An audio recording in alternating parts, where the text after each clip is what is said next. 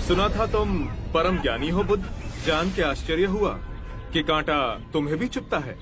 अब तो गली गली ये बात ना उठेगी कि तुम तो कोई पहुंचे हुए महात्मा हो। ये कांटे हमने बिछाए हैं।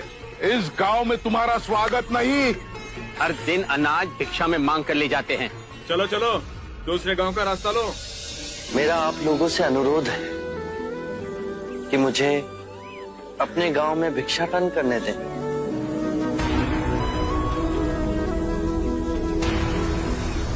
ठीक है, भिक्षा चाहिए तो दे अपने रक्त की आहुति।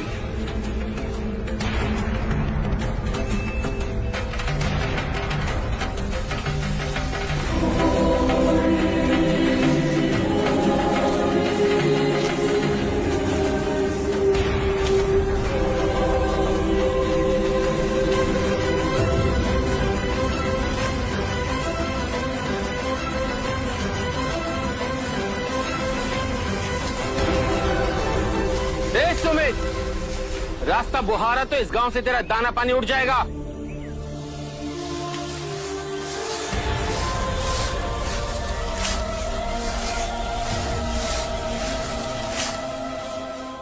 आप गांव में प्रवेश कीजिए।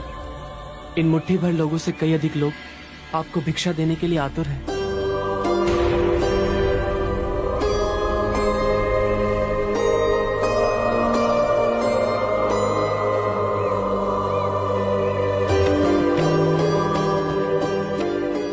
आप मुझे ना छूए। हाँ? नहीं तो मेरी छाया भी पड़ी, आप दूषित हो जाएंगे। क्यों दूषित हो जाऊंगा मैं? तुम भी हम सभी की तरह मनुष्य ही हो, और एक मनुष्य का स्पर्श दूसरे मनुष्य को कैसे दूषित कर सकता है? केवल लालच, घृणा, मोह, तृष्णा हम ही मनुष्य को दूषित करते हैं। और तुम जैसा मनुष्य जिसमें इतना प्यार भरा हो, वो केवल दूसरों को सुख ही दे सकता है, दुख नहीं। कैसे महात्मा हो तुम? तुम्हें तो जाति वर्ण का ज्ञान भी नहीं है। चोला पहने कोई सन्यासी नहीं होता। अरे पाखंडी हो तुम, पाखंडी। जो मानव से उसकी मानवता को छीनता है, पाखंडी वो होता है। यदि मुझे पाखंडी कहे आप सभी को संतोष मिलता है तो ये उचित है, परंतु इस मनुष्य में भी हमारी तरह प्राण बसे।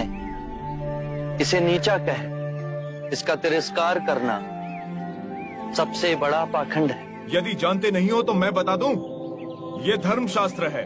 पाखंड कैसे हुआ? जिस मिट्टी से सारी मानवता का सृजन हुआ, उसी से इसका भी हुआ।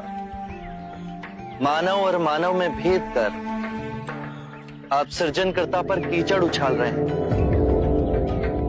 यदि हम आकाश में कीचड़ उछालेंगे तो आकाश तो ऊंचा ही रहेगा, परंतु कीचड़ वापस हमारे ऊपर ही गिरेगा। आकाश ने तो भेद नहीं किया, वो हम सभी को एक पिता समान ढके हुए है। ये धरती धान उपजती है, इसने हमारे साथ भेदभाव नहीं किया। ये हवा हम सभी के लिए समान बहती है। पानी हर प्यासे की तृष्णा को बुझाता है। जब प्रकृति भेदभाव नहीं करती तो हम मनुष्य में भेदभाव क्यों करते हैं? यदि ऐसा है तो इससे संघ में भिक्षु क्यों नहीं बनाते? बहुत अच्छा सुझाव दिया आपने। सुनीत, क्या तुम भिक्षु बनना चाहोगे? मैं अछूत, आप जैसे महात्मा का भिक्षु मैं इस योग्य नहीं हूं। जो मनुष्य दूसरे मनुष्य की पीड़ा को देख व्यथित हो जाए, उससे उत्तम कोई दूसरा नहीं। मैं बुद्ध स्वागत करता हूं सुनीत का हमारे भिक्षु संघ में।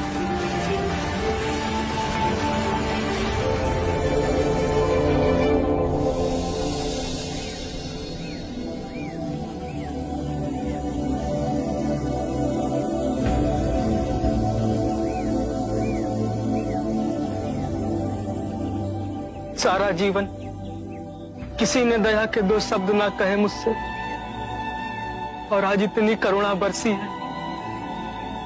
पहली बार ऐसा लग रहा है कि मैं भी मनुष्य हूं, पर जो मैं कर रहा हूं यह अधर्म तो नहीं? जो अधर्म आज तक हुआ वो अब नहीं होगा। हर मनुष्य में चेतना का द्वार है, बस उसे ही अपनी संभावना को पाना है, अपनी गरिमा पे पुनः लौटना है। मेरा मार्ग प्रेम का है, वहां सबका सत्कार है। गंगा, यमुना, ऐरावती, सरयू, माही, ये सब नदियां हैं, और ये सब अंत में वह सागर में मिल जाती हैं। वहां उनका ना भेद होता है, ना ही नाम।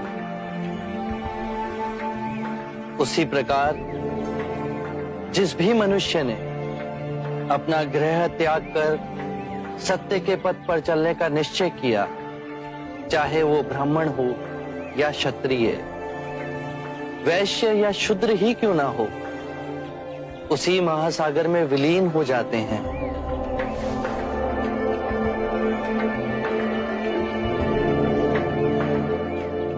हर मनुष्य के अश्रुओं में नमक होता है, उसके लहू का रंग लाल होता है। ये भेद मनुष्य ने मनुष्य को उत्प्रेरित करने के लिए बनाए हैं। आज मैं इन भेदों को काटता हूं। आज सुनीत को दीक्षा देना क्रांतिकारी होगा। हम पर बहुत से संकट आएंगे, हमें और तिरस्कृत किया जाएगा,